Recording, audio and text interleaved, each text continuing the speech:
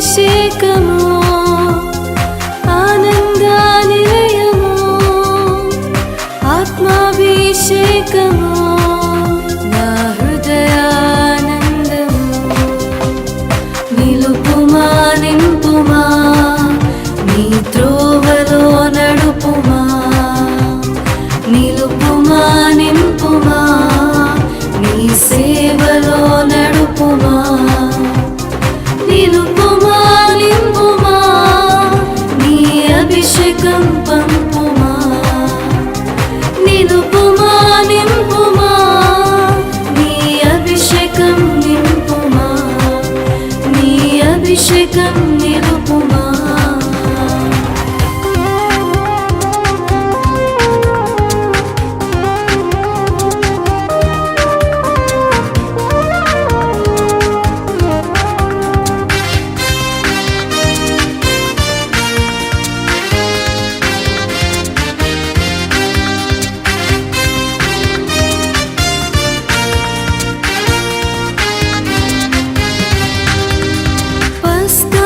పశువుగా రక్తాభిషేకము రక్తవర్ణుడై ప్రేమాభిషేకము పగటి వేళలో మేఘాభిషేకము మేఘాసీనుడై మహిమాభిషేకము నిలుపుమా నింపుమా నీ త్రోవలో నడుపుమా నిలుపుమా నింపుమా నీ సేవలో నడుపుమా నిలుపుమా నింపుమా నీ అభిషేకం పంపుమా నిలుపుమా నింపుమా నీ అభిషేకం నింపుమా నీ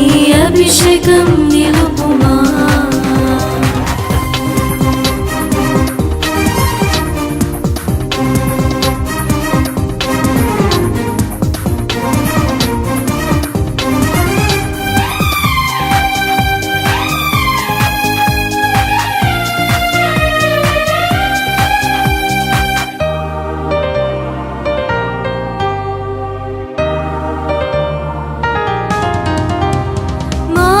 మారానీలతో మధురాభిషేకము కానా విందులో జీవాభిషేకము ఆకలి బాధలో మన్నాభిషేకము ధన్యత కొండపై వాక్యాభిషేకము నిలుపుమా నింపుమా నీ త్రోవలో నడుపుమా నిలుపుమా నింపుమా నీ సేవలో నడుపుమా నిలుపుమా నింపుమా నీ అభిషేకం పంపుమా నిలుపుమా నింపుమా నీ అభిషేకం నింపుమా నీ అభిషేకం నిలుపుమా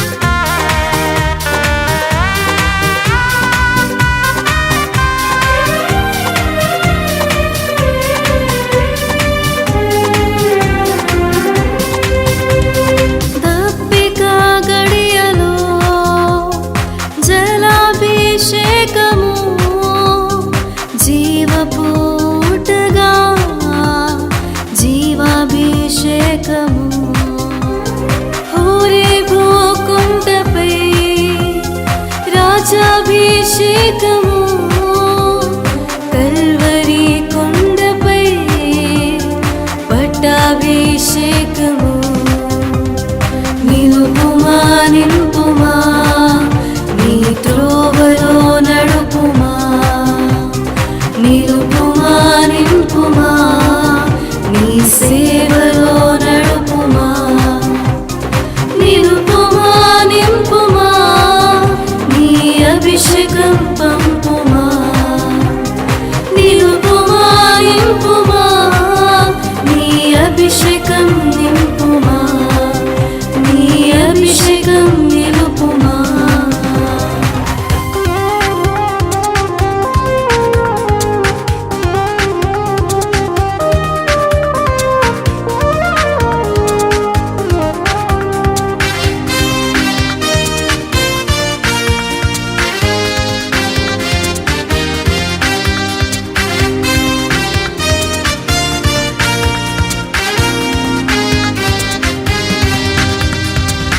పరిశుద్ధ స్థలములో యాజకాభిషేకము యాజక ప్రథముడే ప్రతిష్టాభిషేకము హృదయాలయములో స్తోత్రాభిషేకము జీవన పదములో స్తుతి అభిషేకము నిలుపుమా నింపుమా నీ త్రోవలో నడుపుమా నిలుపుమా నింపుమా నీ సేవలో నడుపుమా నిలుపుమా నింపుమా నీ అభిషేకం పంపుమా నిలుపుమా నింపుమా నీ అభిషేకం నింపుమా నీ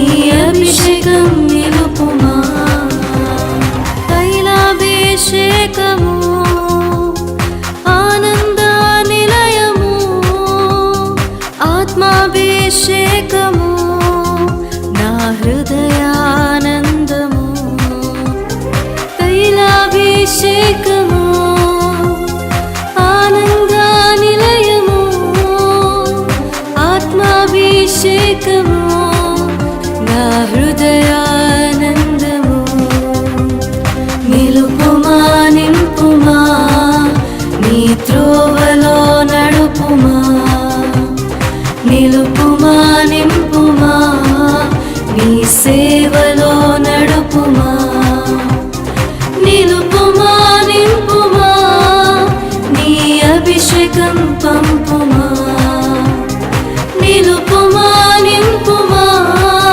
నీ అభిషేకం నింపుమా నీ అభిషేకం పంపుమా నీ అభిషేకం నింపుమా నీ అభిషేకం నిలుపుమా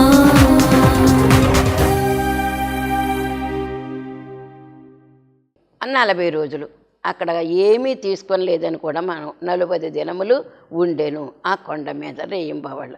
అలాగే ఇశ్రాయేలు కూడా ఐగుప్తు దేశం నుంచి కనానుకు ప్రయాణం అయ్యేటటువంటి సంవత్సరాలు లెక్క పెట్టుకుంటే కనుక 40 సంవత్సరాల లెక్క వస్తుంది. కనుక ఇది కూడా మనం అర్థం చేసుకోవాలి. ద్వితీయోపదేశకాండం 8వ అధ్యాయం 2 నుంచి 5 వరకు చూస్తే, మరియు నీవు ఆయన ఆజ్ఞలను గైకొందువో లేదో నిన్ను శోధించి నీ హృదయములో ఉన్నది తెలుసుకొనుటకు నిన్ను అణచు నిమిత్తమును అరణ్యంలో ఈ 40 సంవత్సరములు నీ దేవుడైన యెహోవా నిన్ను నడిపించిన మార్గమంతటిని జ్ఞాపకము చేసుకొనుము. 40 సంవత్సరాలు ఎందుకట? నీవు నా సొత్తు అని మిమ్మల్ని నేను ఏర్పాటు చేసుకున్నాను. లోకంలో ఎన్నో జాతులను, కానీ ఇశ్రాయేల్ అనేటువంటి ఈ జాతులు మీద నేను ఏర్పాటు చేసుకున్నాను.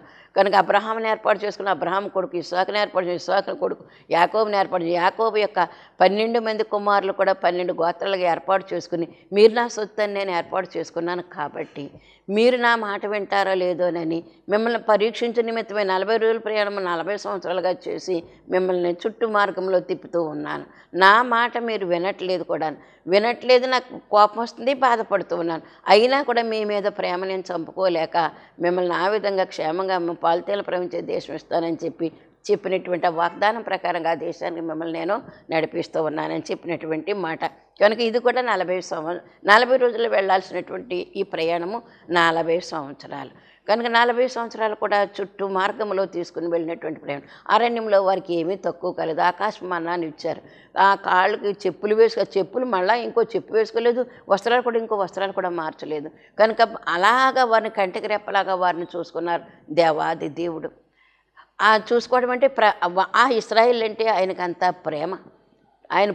ఆయన పుట్టించుకున్నారు, ఆయన కొరకే పుట్టించుకున్నారు కనుక ఆయనకి అంత ప్రేమ ఇశ్రాయేల్ అంటే. కనుక శోధించి నిన్ను తీసుకుని వెళ్తాను నేనని చెప్పి ఎంత శోధించినప్పుడు కూడా మళ్ళీ ప్రేమ కలిగినటువంటి మనసుతో ఇశ్రాయేల్ను వారిని దగ్గరికి తీసుకునేటటువంటి పరిస్థితి. ఈనాడు కూడా శాశ్వతమైనటువంటి ప్రేమతో నేను మిమ్మల్ని ఏర్పాటు చేసి పిలుచుకున్నాను. మళ్ళీ నేను తప్పిపోయినప్పుడు కూడా మళ్ళీ పిలుచుకున్నాను. మళ్ళీ తిరిగి రండమ్మా అని చెప్పి నేను మిమ్మల్ని తీసుకుంటూనే ఉన్నాను, పిలుస్తూనే ఉన్నాను అని చెప్తున్నారు కదా. ఇర్మియా గ్రంథం 31వ అధ్యాయం 3వ వచనం ఏమన్నది? శాశ్వతమైన ప్రేమ అయ్యా, నేను మేమే చూపించండి ప్రేమ. దీనికి లోతెంతో తెలియదు, ఎత్తెంతో తెలియదు, పొడిగెంతో తెలియదు, వెడల్పెంతో విశాలమెంతో తెలియదు.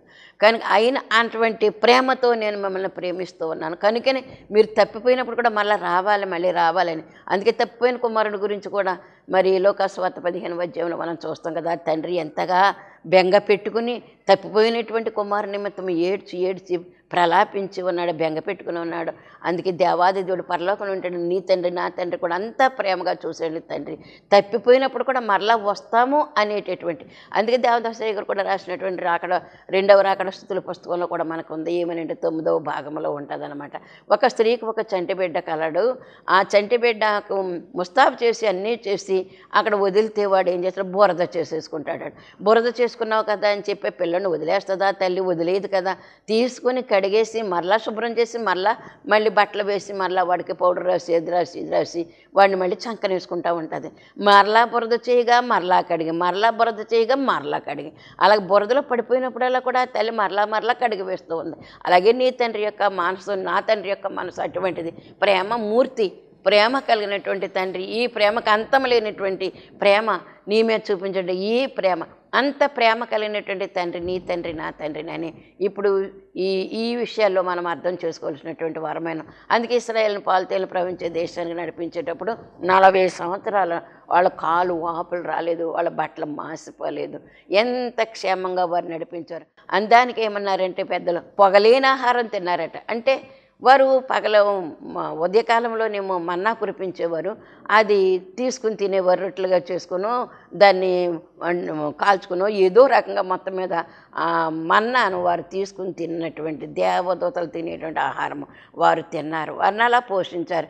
మేము ఈ చవిసారాలు లేనటువంటి ఆహారం ఏం తినలేము అని అంటే అప్పుడు సాయంకాలం అప్పుడు పూరేళ్ళను రప్పించారు. పూరేళ్ళు అంటే కొంచెం కోడిపిల్ల కంటే కూడా పెద్దగా ఉంటుందని చెప్తారు చూసిన వాళ్ళు. నేనైతే చూడలేదు, కానీ కొంచెం గుప్పుడు ఉండొచ్చు. పూరేళ్ళు వాలేవట, వాటిని తీసుకుని అవి కూడా తిన్నారు. మాంసాహారం ఇచ్చారు, మన్నా ఇచ్చారు, పరలోకపు మన్నా. ఏం కావాలంటే అదే ఇచ్చినటువంటి తండ్రి అయి ఉన్నారు. అందుకే ఈ లోకంలో ఉన్నప్పుడు యేసుక్రీస్తు ప్రభు వారు చెప్పారు ఏమనంటే, మీలో తండ్రి ఉన్నాడంటే ఆ కొడుకు మరి గుడ్డుని అడిగితే గుడ్డునే తెచ్చిస్తాడు, కానీ తేలిని తీసుకొచ్చి ఇవ్వడు కదా. ఈ లోకపు తండ్రి చేపను అడిగితే చేపనే తెస్తాడు, కానీ పాముని ఇవ్వడు కదా. అలాగే రొట్టెని అడిగితే రొట్టెనే తెస్తాడు, కానీ మరి రాయి తెచ్చి ఇదే తిను అని అండ కదా. ఈ లోకపు తండ్రికే అంత ప్రేమ ఉంటే మరి నేను మిమ్మల్ని ఎంతగా పుట్టించుకుని పెంచుకుంటున్నాను నా కోసం, నాకు ఇంకెంత ప్రేమ ఉంటుంది. అందుకే అడుగుబాటుని ఎలా మీరు పొందారని నమ్మి నన్ను అడగండి, నేను ఇస్తాను, మీకు ఏం కావాలంటే అది నేను ఇస్తానని చెప్పినటువంటి తండ్రి గారు మనకున్నారు. కనుక అటువంటి తండ్రి మనకు దేవుడై ఉన్నారు. ఆ తండ్రికి దేవుడై ఉన్నటువంటి ఆయనకు మనము పిల్లలమై ఉన్నాము. ఇది ఎప్పటికీ కూడా ఈ బంధాన్ని మనం మర్చిపోవడానికి వీల్లేదు. ఎందుకంటే ఎప్పుడూ కూడా మానవుడి వైపే తిరుగుతూ ఉంటాడు ఆయన. ఆయనకు కావాల్సింది నరుడే, ఆయనకు కావాల్సింది మానవుడే.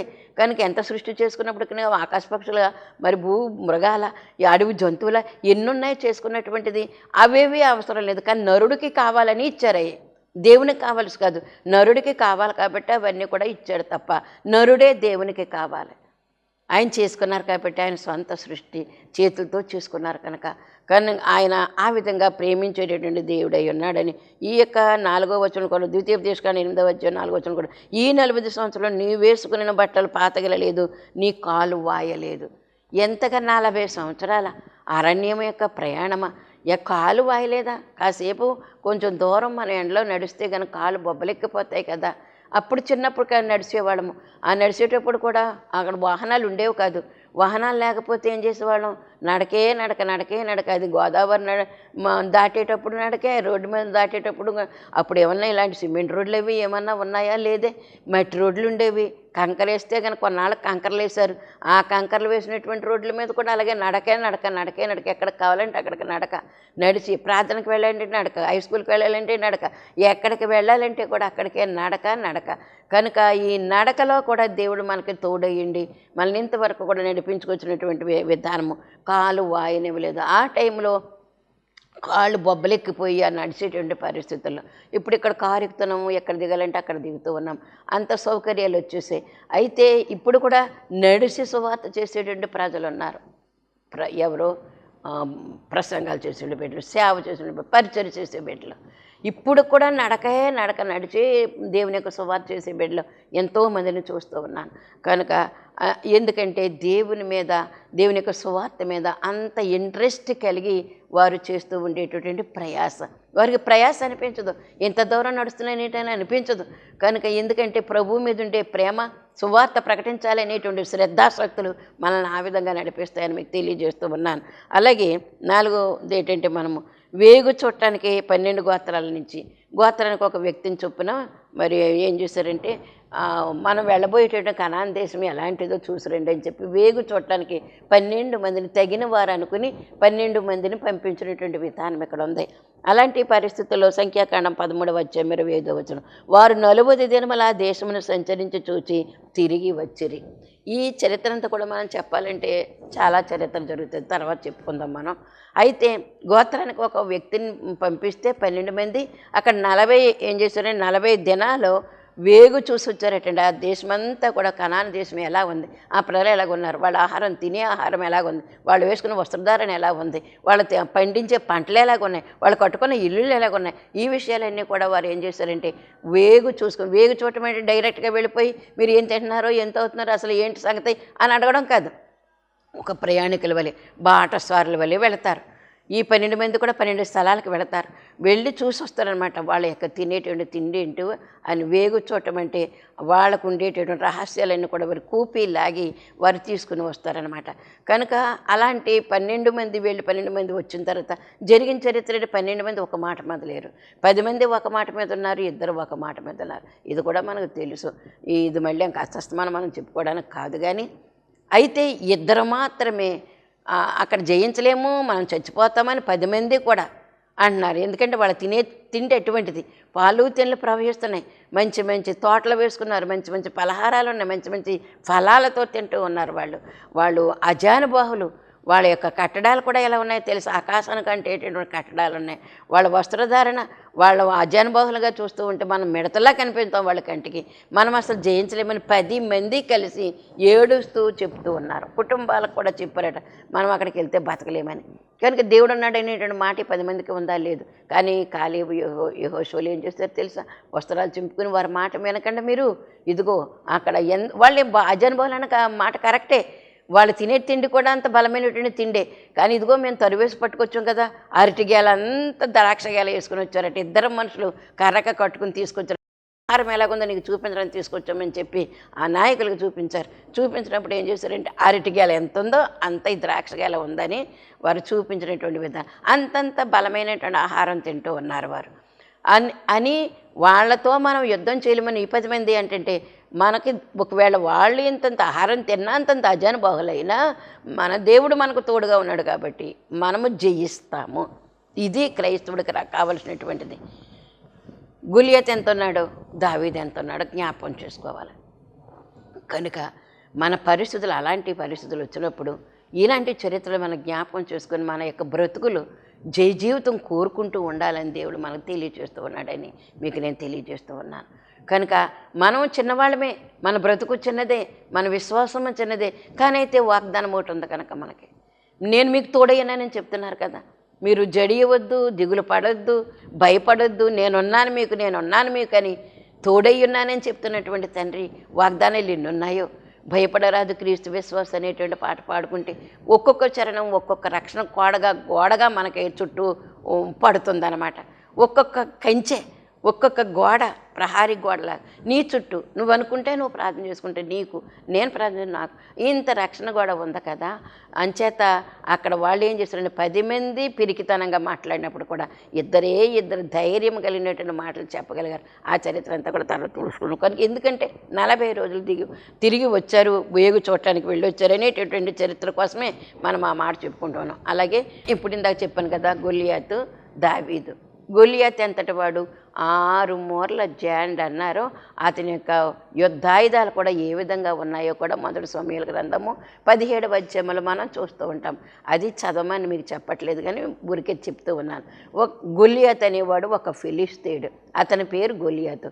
అతని జాతి మరి ఫిలిస్తీన్ల జాతిలో వచ్చినటువంటి వాడు ఏం చేసేవాడట, ఇశ్రాయేల్ మీదకి యుద్ధానికి వచ్చాడు. అప్పటికి సౌలు గారు రాజుగా ఉన్న పరిస్థితులు ఇతను ఒక కొండ మీదకి లేకపోతే ఒక పర్వతం మీద, ఒక గుట్ట మీదకి, ఒక ఎత్తైన ప్రదేశం మీదకి అతడు ఫిలిస్తీన్ల సైన్యము అతడు కలిసి వచ్చేవారు.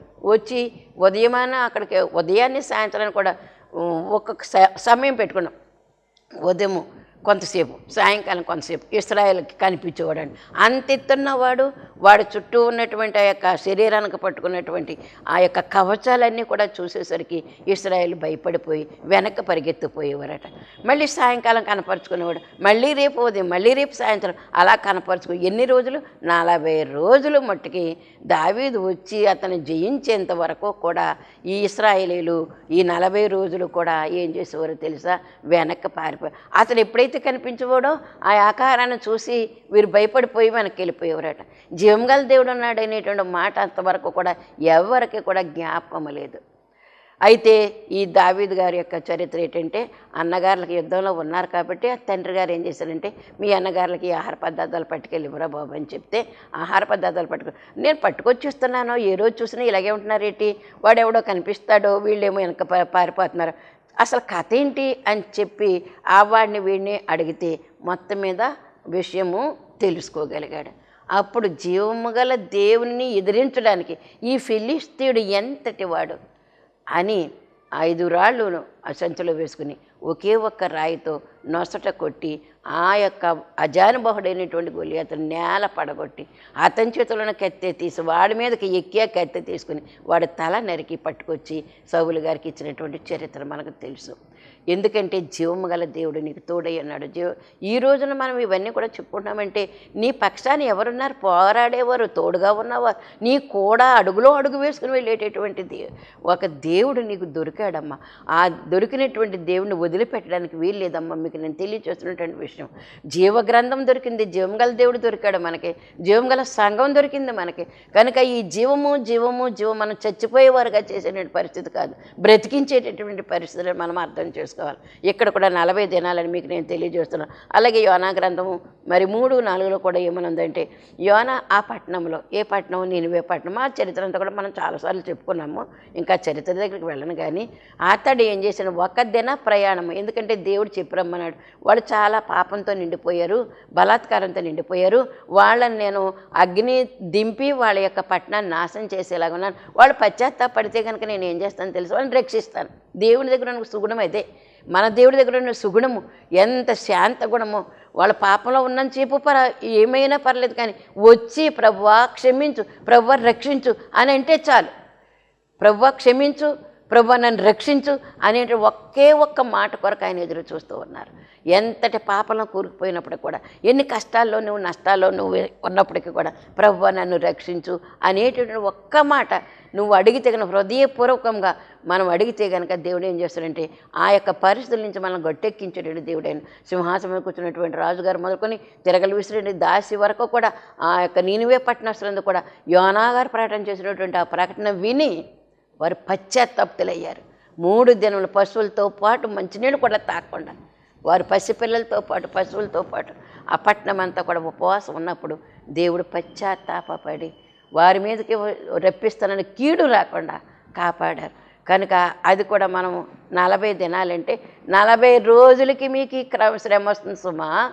మీరు జాగ్రత్త పడితే కరెక్ట్, లేకపోతే కనుక ఏమీ లేదు మీకు ఇంకా అని నీనివే పట్టణస్తులకి అందరికీ కూడా 40 రోజులకి కీడు జరుగుతుందని చెప్పారు.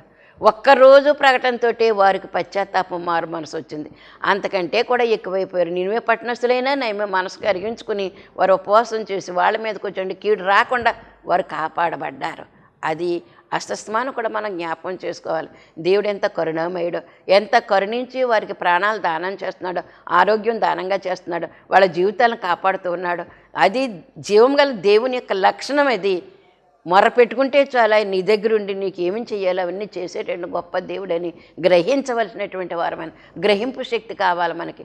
ఈ దేవుడు ఎటువంటి దేవుడు, ఎవరి వలన ఈ దేవుడు మనకు కలిగాడు, ఈ దేవుడిని మనం ప్రార్థించుకుంటే ఎన్ని మేలు జరుగుతున్నాయి, ఇవన్నీ కూడా గ్రహించుకోవాలి. మేలు పొందేసి మళ్ళీ ఇంకా వాడ దాటిన తర్వాత వాడ దాటేంత వరకు కూడా వాడ మల్లయ్య అన్నాడంట.